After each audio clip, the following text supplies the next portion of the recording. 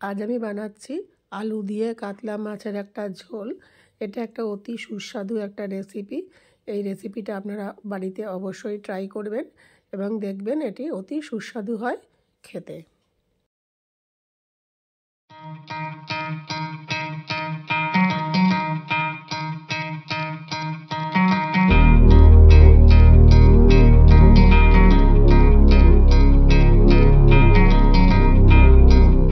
এখানে কয়েকটা কাতলা মাছের পিস নিয়েছি।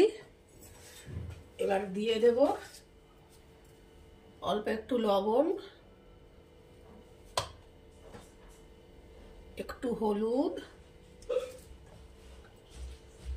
একটু লঙ্কা গুঁড়ো আর একটুখানি সর্ষের তেল। এই দিয়ে আমি মাছটাকে মাখিয়ে রাখবো। মাখিয়ে রেখে আমি তেলটা গরম করতে দেবো। আমি গ্যাসে কড়াই বসিয়ে দিয়ে দিয়েছি। এবারে দিয়ে দিলাম সর্ষের তেল। একটু বেশি করে সর্ষের তেল দিচ্ছি, কেন আমি মাছ ভাজবো, তারপরে আলু ভাজবো। গ্যাসে তেল গরম হয়ে গেছে। এবার আমি মাছগুলো গ্যাসের ফ্লেমটা একটুখানি লো করে দিয়ে মাছগুলো ভেজে নেব।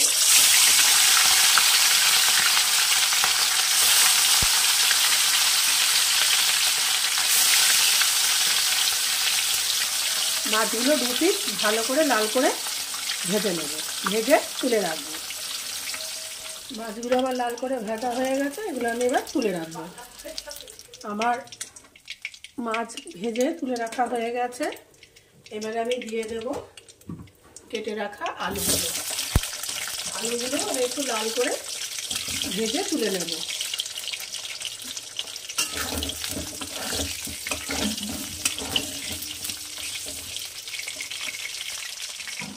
আলুটা ভাজা হয়ে গেছে, এবার আমি আলুটা তুলে রাখবো।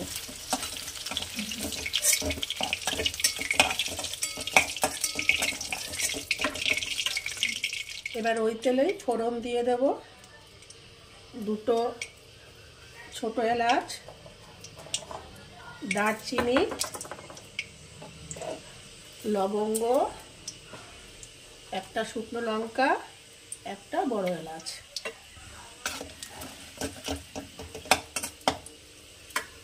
এর সাথে দিয়ে দেব 1 পিঞ্চ মতো সাজিরে। এটা কিন্তু আমাদের নর্মাল রেগুলার কিউমিন সিডস নয়, এটা সাজিরে বা শাহি জিরে যেটা বলে সেটা।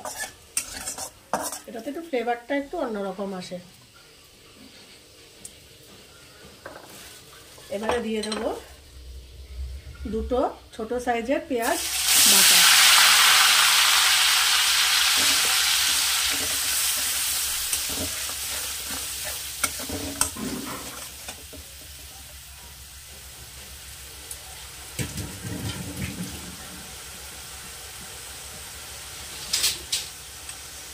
দেব 1 চামচ আদা বাটা।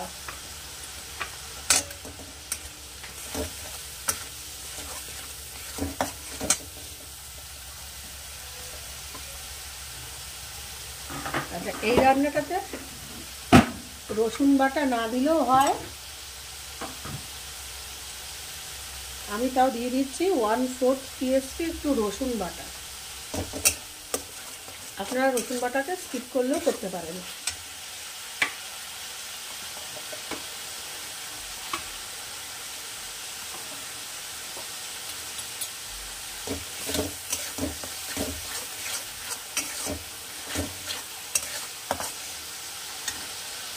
এবারে দিয়ে দেবো কাঁচা লঙ্কা বাটা। কাঁচা পাকা আমি পাকা যে লাল লঙ্কাগুলো হয় কাঁচা লঙ্কা, সেগুলো সাথে কয়েকটা নিয়ে নিয়েছি কালারের জন্য। কাঁচা লঙ্কা বাটা।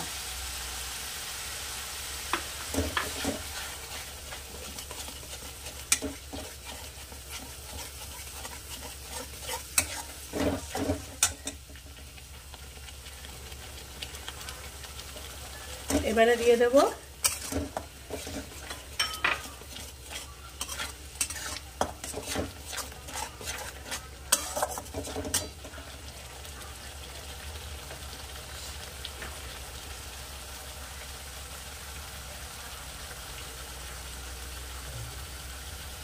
টমেটো বাটা, একটা বড় টমেটো আমি এখানে বেটে নিয়েছি, টমেটো বাটা। কেউ যদি টমেটো না খান তাহলে আপনারা এখানে টক দই ব্যবহার করতে পারেন। কেউ টমেটো পছন্দ না করলে টক দই এখানে ব্যবহার করতে পারেন। টমেটোর পরিবর্তে টক দই অনায়াসে ব্যবহার করতে পারেন।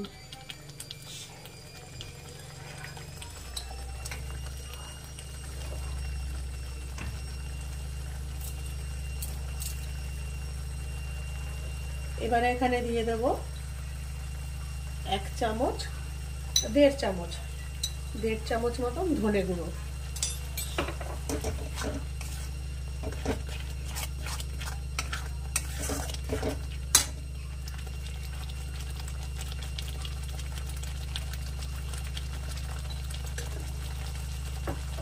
আপনারা মশলাটা মাছের পরিমাণ অনুযায়ী দেবেন। আমার এখানে যে পরিমাণ মাছ আছে আমি সেই পরিমাণ অনুযায়ী মশলাটা দিচ্ছি। আপনারা মশলার পরিমাণ মাছের পরিমাণ অনুযায়ী কম বেশি অবশ্যই করে নেবেন।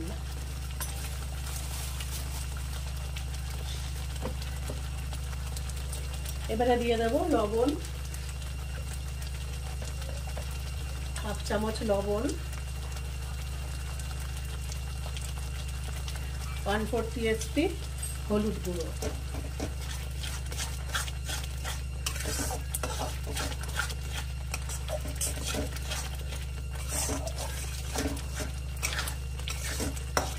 মশলাটা একটু কষে আসুক, তারপরে আমি পরের মশলাটা মেশাবো। মশলা পুরো কষে গেছে। এবারে আমি একটু রঙের জন্য দিয়ে দেব 1/2 চামচ কাশ্মীরি লাল লঙ্কার গুঁড়ো।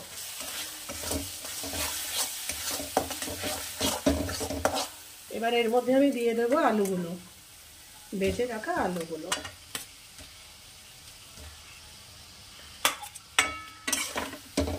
আলুগুলো দিয়ে একটু কিছুক্ষণ কষাবো।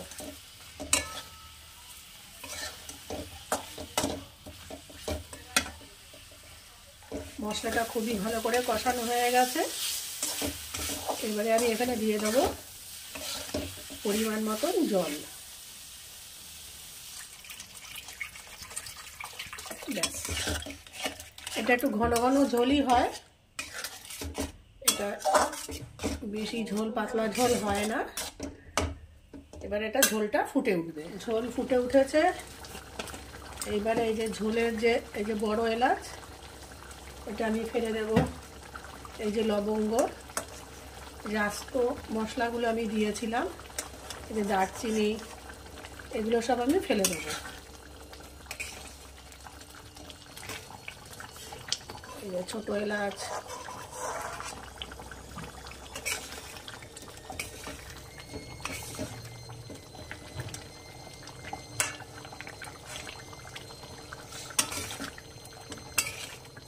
আস্ত মশলাগুলো মোটামুটি আমি ফেলে দিলাম।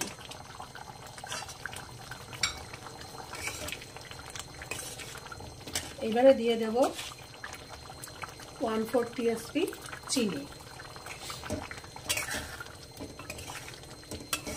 চিনিটা আলু সিদ্ধ হয়ে যাওয়ার পরে অ্যাড করতে হবে, না হলে আলু সিদ্ধ হবে না। সময় লাগবে, সিদ্ধ হবে না তা নয়, সময় বেশি লাগবে।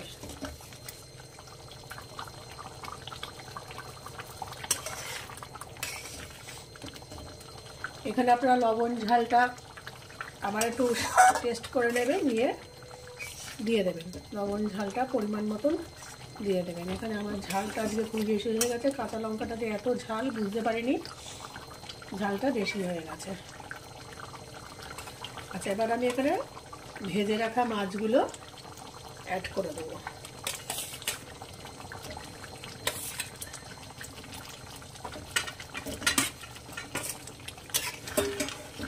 দিয়ে এটা মিনিট খানেক হতে দেবো।